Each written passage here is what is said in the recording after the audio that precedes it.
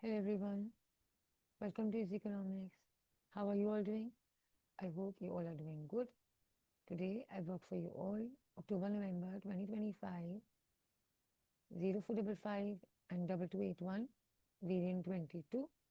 We'll be doing section B today. So let's see what this paper has brought for us today. Beginning with question number 2. The stimulus they've given is talks about Belgium. It talks about that most of the markets in Belgium are in equilibrium. The country produces a wide range of goods and services with different degrees of price elasticity of demand. The government wants to move to a PPC beyond its production possibility position. The scientific industry is one of the industries in the country which is currently doing well, and the workers in this country are highly specialized. The first question they are asking us is define market equilibrium. So it's a 2-mark question. It's define. The keyword here is define. We'll be precise with the definition. How are we going to begin? We're going to begin by defining market equilibrium as the position where demand equals supply that results in arriving at an equilibrium price. And what is an equilibrium price? Where there are neither shortages nor surpluses, right? Where demand perfectly meets supply. And you can also show that graphically if you want. This is a position, demand downward sloping, supply curve upward sloping, and the point where demand equals supply. This is an equilibrium position. The point where demand equals supply. You've given this definition, straight 2 marks. Part B talks about explain 2 ways an economy could reach to a point outside its current PPC. Now they want us to identify how would it be possible for an economy currently to go beyond a point beyond its PPC. That means somewhere here outside the PPC. Now we know that it's only possible if the government or the economy tries to either increase the quantity or the quality of its factors of production, right? Or the second reason, the second way could be it tries to adopt technological advancement. So now how could this be possible if it tries to achieve an increase in quantity or quality of factors of production? So one by one you can assess each factor of production. Now how many factors of production do we have? 4. Land, labor, capital, and entrepreneurship, right?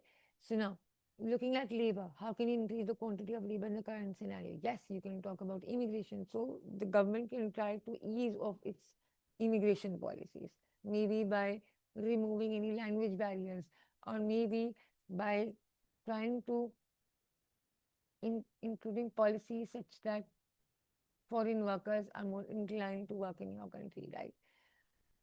Or it could be by improving upon the quality of the workers. How? Providing them more training, improving on their skill set, providing them more education. Hence, what's going to happen? Their productivity is going to increase. More output per unit of input, per unit of labor hours is going to be produced, right? So this is going to result in what? Increase in output. So the firm, so the economy, the entire production possibility curve is going to shift outwards.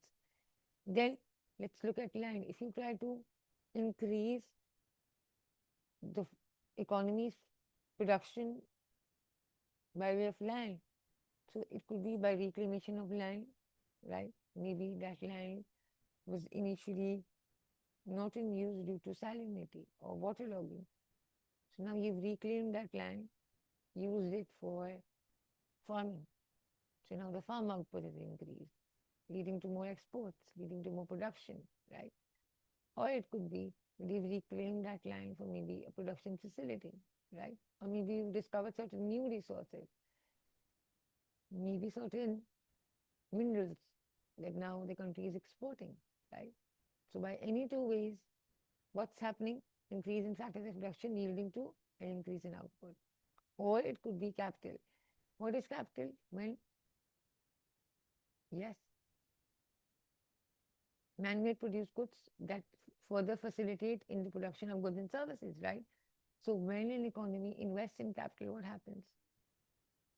Its production further enhances, right? Even in long-term growth is achieved, right? So you can talk about any factor of production, expand on it, explain it, get the first 2 marks, give the second reason that the economy can also try to adopt technological advancement, investment in more research and development would enable the economy to be more efficient, average cost per unit would fall, output per unit of labor or output per unit of input would increase, wastage would reduce, efficiency would increase, the productive capacity would overall increase, right? Straight 4 marks can be awarded to you. Moving forward, part D. Part D talks about analyze. Now, it's an analyze question. It's a 6-mark question. It's asking how price elasticity of demand can influence a firm's pricing decisions. So now you've got to try to figure out how does a firm decides upon its pricing depending upon the scenario of how responsive the demand is to changes in price. So if we say, first we're going to define what is price elasticity of demand. Price elasticity of demand is what? It's a measure of how responsive the demand is to changes in price. So if we say PED is greater than 1, that means price elasticity. The product is price elastic. So a little change in price is going to bring a drastic change in the quantity demanded. So if the firm tries to increase the price by even a little quantity, there's going to be a drastic fall in its demand. So the firm would be reluctant because it does not want to reduce its revenue or bring a dip in its profitability. This also shows that the firm, product or service has more substitutes, or it could be that maybe it's not a necessity. However, it could also be that it takes a large proportion of income. So if the firm's product has elastic demand, it would be wise that it reduces the prices so that a little fall in price would enable the quantity demanded to increase by a larger amount and it could increase its revenue. However, if the firm has a price elasticity of demand less than 1, that means its product or service has inelastic demand. So even if the firm brings drastic changes in prices or increases prices by a larger proportion, there will be little or no changes in quantity demanded. Quantity demanded will be little affected. So in this case, if the firm tries to increase the price, quantity demanded will not fall by that proportion. So a firm can increase the price and can hence enjoy increase in its revenue. What does this tell you? This tells you that the product maybe is a necessity or takes in little proportion of consumer income. Because if it would have been taking a larger proportion, then it would not have been having an inelastic demand, right? Moving forward, part D. Now, part D is a discuss question. It's an 8-mark question. What are we going to target at? We are going to target at achieving the highest tier marks. That means the third band in which we can qualify or produce a response that earns us 6 to 8 marks. It's a discuss question. How can you achieve 6 to 8 marks? Once you provide both sides of the argument with relevant logic, reasonable discussions, analysis, chain analysis, and explanation. You'll not only list down one side reasoning, you'll provide a well-balanced argument and you'll brush it off with an evaluation, right?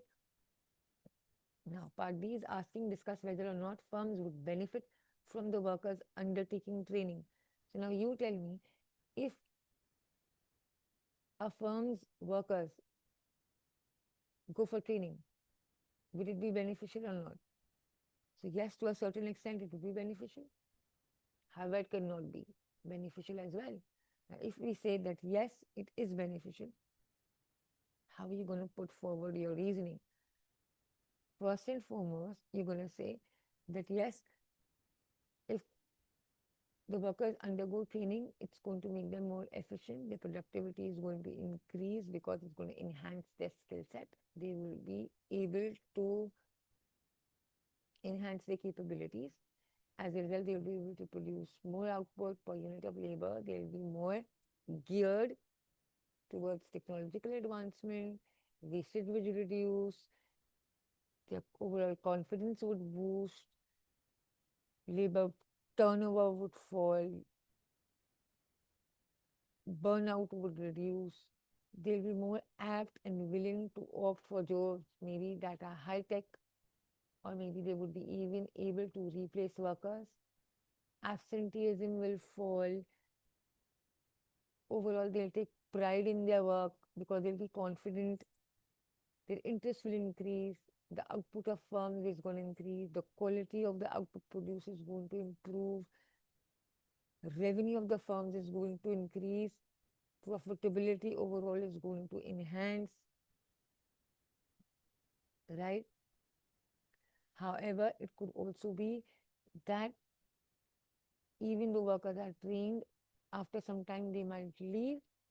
So this means that other firms might benefit from the training provided by the firm. And if the training is costly, then it might take a sizable proportion of a firm's profit. It could also be that now, since the workers are trained, they might press or demand higher wages from the management. It could also be that maybe the training is not effective and it did not produce any advantages, or nor did it increase in productivity for the workers. It could also be that maybe the cost of training is too high, and since it did not bring any sizable improvement in the productivity, so it might not be effective. So training is effective as long as it improves the skill set of the employees and brings in sizable advantages for a firm. All right, I hope this question is clear. Moving forward, question number 3. Question number 3 talks about a French cosmetic firm that has merged with an Australian cosmetic firm. So what type of a merger this is? Horizontal integration. Excellent.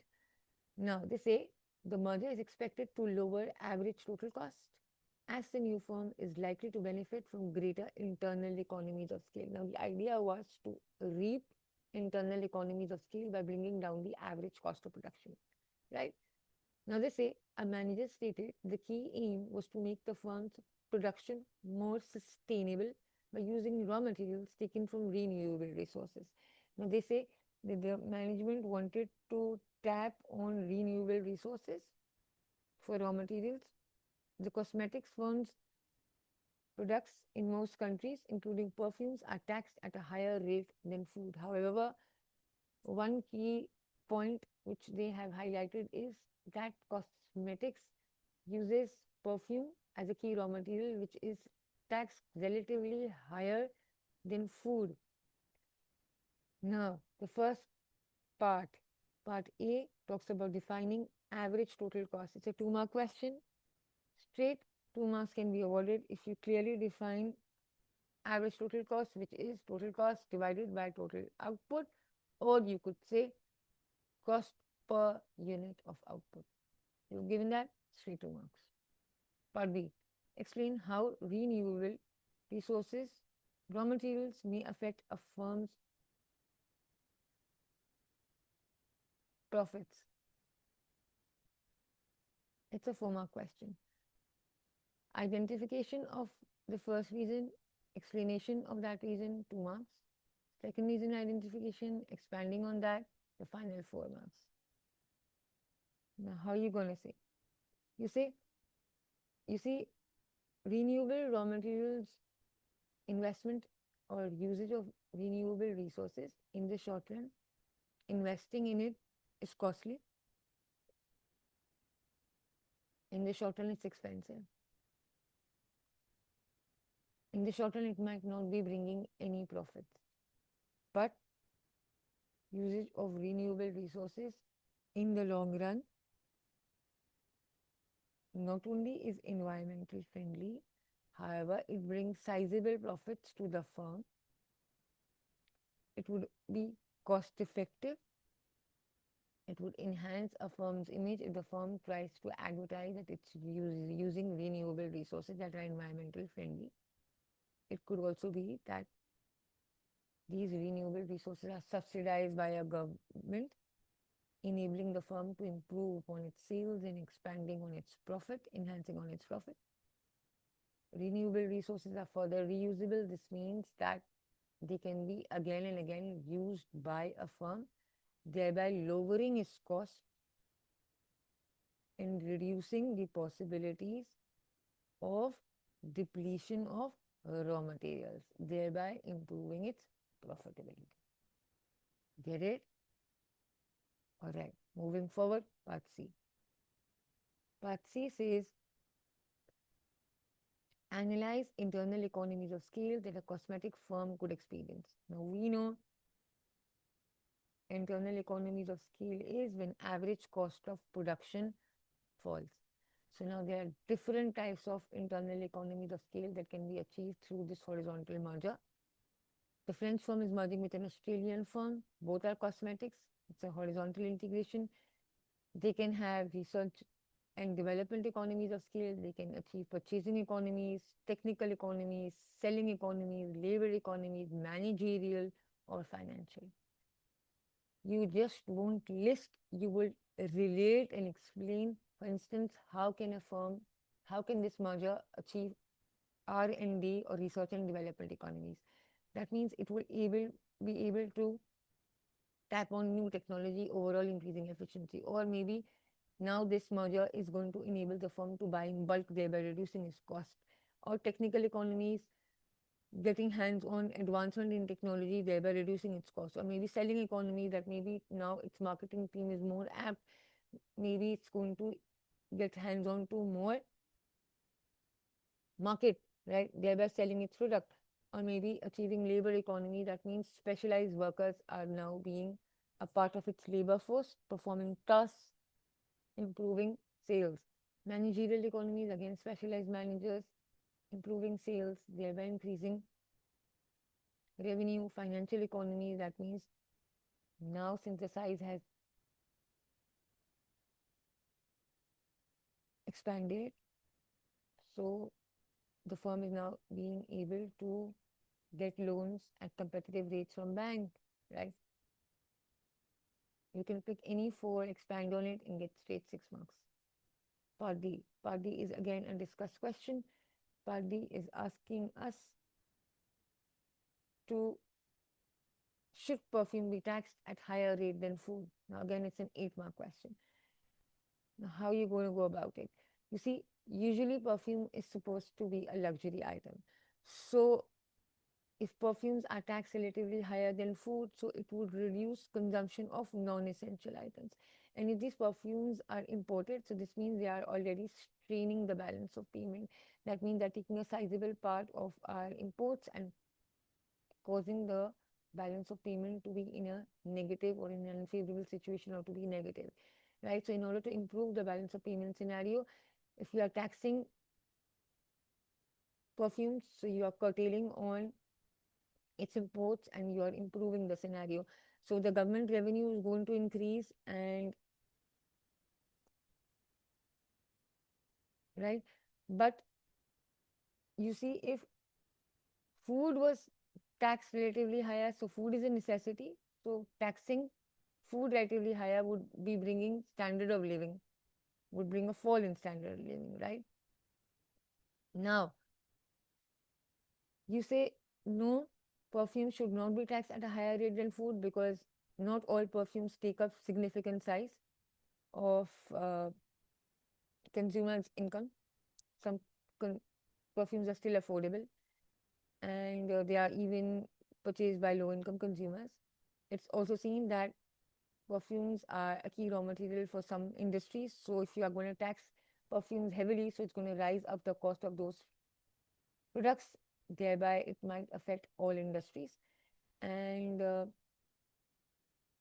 higher taxes on perfumes would reduce its demand, so it might bring a sizable fall in the employment level of that industry. So that industry might suffer.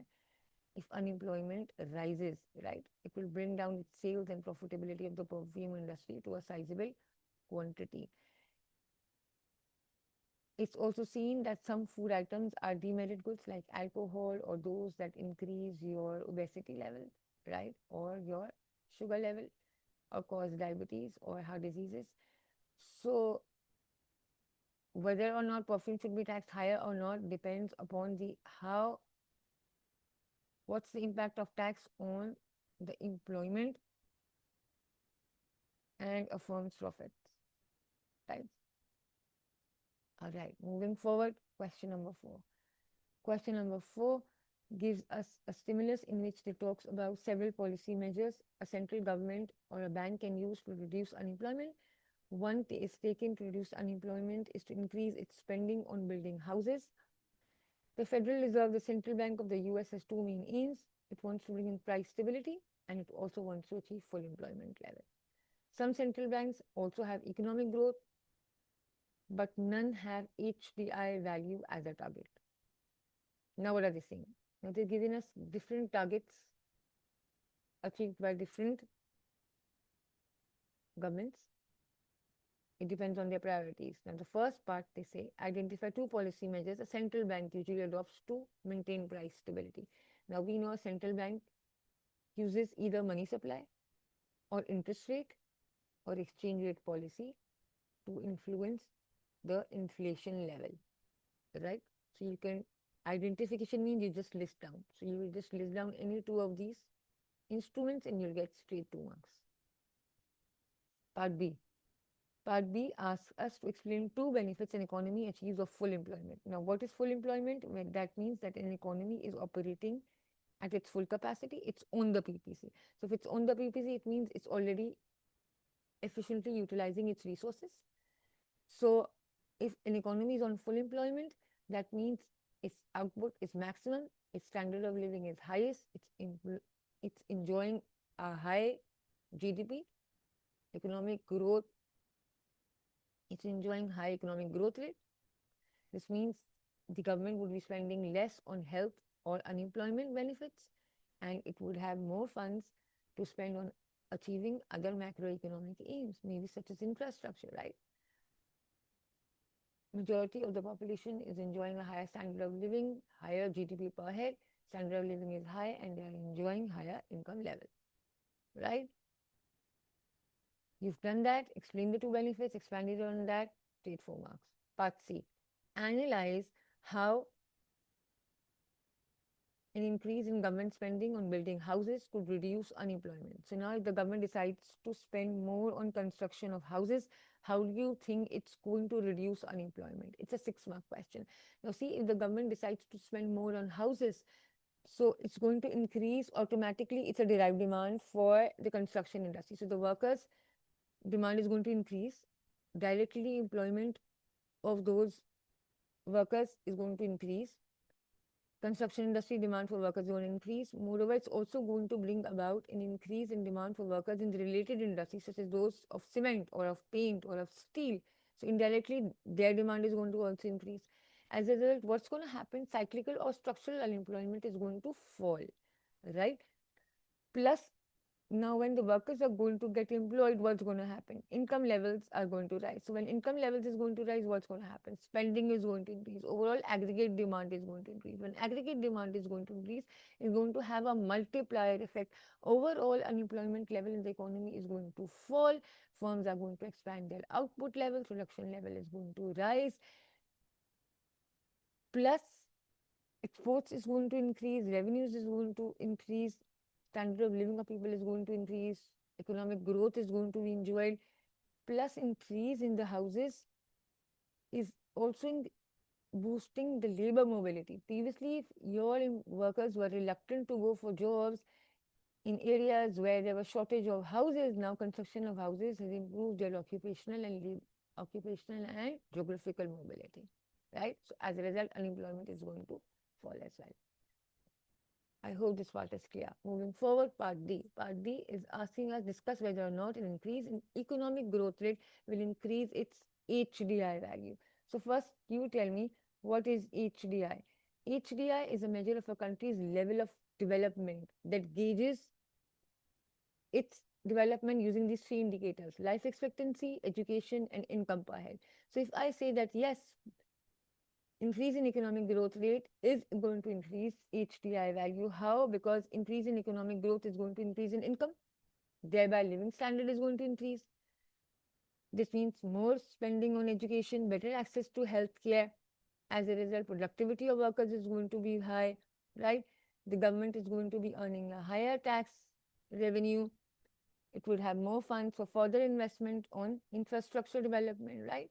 However, it could also be that it's not improving HDI value. It might be it's widening the gap between income disparity. It could also be that maybe it's not increasing in its real terms, it's rising lesser than the level of inflation. Maybe the level of inflation is more, or maybe increase in population is offsetting the increase in economic growth rate. This means that there is no increase in economic growth rate in the HDI value in the real terms, right?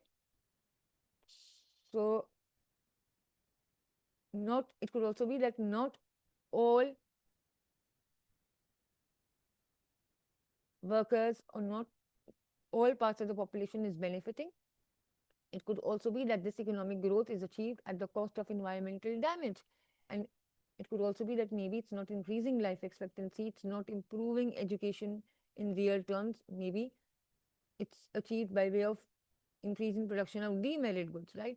Or maybe it's putting in stress, or maybe it's demanding workers to put in more hours. So it's reducing the quality of life rather than improving the standard of living. So it's going to be beneficial as long as it brings in improvements in health, education, and income distribution in real terms. Right? Last question. Question number 5. Question number 5 again is given as a stimulus in which it talks about this different central policy measures adopted by a central bank or a government in order to reduce unemployment. They say one policy measure a government could reduce to unemployment is by, my bad, I've read question number 4 again. Question number 5 talks about some countries engaging in dumping by selling their products at less than cost price in Cambodia. So now they are dumping. So when firms sell below their cost price, that's called dumping. So the Cambodian government wants the country to become high income economy by 2050, and it's using fiscal, monetary, and supply side policies to achieve its economic growth rate. They are also subsidizing, protecting its infant industries. Infant industries are those industries which are in its initial stage of development, and they need protection in order to grow in size or in order to compete with international firms. The country has one of the world's largest deficit on its BOP, and they decide to cut taxes to reduce the deficit. Then the first part is asking us to identify motives why a firm would dump. Now, a firm would dump when it wants to get rid of its excess stocks or it wants to earn market share or a monopoly position. Write these two and you get straight 2 marks. Part B asks us to explain two differences between monetary policy and supply side policy. It's a 4-mark question. You write two reasons, expand on them, you get 4 marks. Monetary policy is a policy that's being adopted by a central bank, implemented by a central bank. Supply side policy is the one that's being implemented by a government. Monetary policy uses tools such as money supply or interest rates to increase or decrease the level of economic activity. Monetary policy has short-term effects.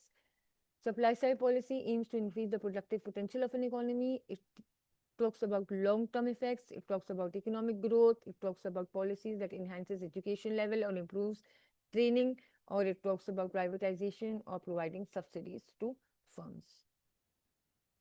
Use these two reasons to explain the differences, expand on them, straight 4 marks. Part C. Part C is asking us to analyze how subsidy could protect infant industry. Now, infant industry again in its initial stage. Providing infant industry means that a subsidy is going to reduce its cost of production of a firm. So thereby a firm would be able to pass on this reduction in its cost to consumers in the form of reduced prices. As a result, its products are now going to be more competitive against foreign firms. It's going to be able to compete against imported products. It's going to be able to invest in technology since now it's saving on its costs. It can even employ specialist staff, improve its quality. It can achieve economies of scale, bring down its cost of production, improve its quality of goods, thereby improve its exports and enhance or increase the demand for its products. Final part, part D, discuss in whether cut in taxes would reduce the deficit on the current account of a country's BOP. So now, do you think bringing down reduction in taxes would reduce the balance of payment deficit or not? If we say yes, reduction in taxes would reduce the deficit. Why? Because when the taxes are reduced, direct taxes, what happens? Workers would be inclined to work more. Why? Because they've got an incentive to work. Their disposable income increases, the productivity level would increase. As a result, the production level would rise, exports would increase. Plus, what would happen if you're reducing the taxes? So maybe you're reducing the taxes on imported items, and there might be key raw materials for certain goods that you might be producing in your economy. As a result, the balance of payment deficit is going to fall because your exports would then boost. Bringing down the taxes would reduce the cost of production. The prices are going to be reduced. As a result, your products are going to get more competitive in the international market, bringing down more revenue. Balance of payment is going to be in a surplus situation. Further, reducing taxes would mean corporation taxes would increase. MNCs would be attracted. They would set up their production facilities in the economy. Overall employment level is going to increase. Again, production levels are going to increase. Exports are going to increase. Balance of payment is going to be in a favorable position. Overall, bringing down the taxes means aggregate demand is going to increase, standard of living is going to increase, quality of goods would improve, exports would get competitive, and import substitution is going to take place. However, it could also be that a reduction in taxes might not be beneficial because that means that people would have more income, disposable income, they might spend more on imports. Again, the deficit would, instead of reducing, it might further worsen of the situation. Consumers might spend more on imported goods. It might lead to inflation, imported inflation, or demandful inflation. Further, it might reduce the competitiveness of your exported goods. The government revenue would fall, right?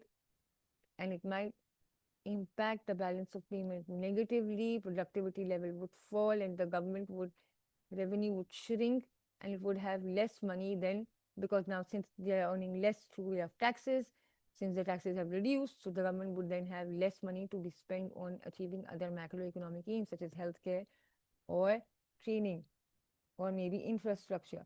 So as long as a reduction in taxes is increasing exports, it's beneficial. Otherwise, if they are increasing imports and widening the balance of payment deficit, it's not beneficial. I hope you've enjoyed solving section B today and you've understood. Stay tuned, subscribe, happy learning. I'll be back with more such questions and more such past papers.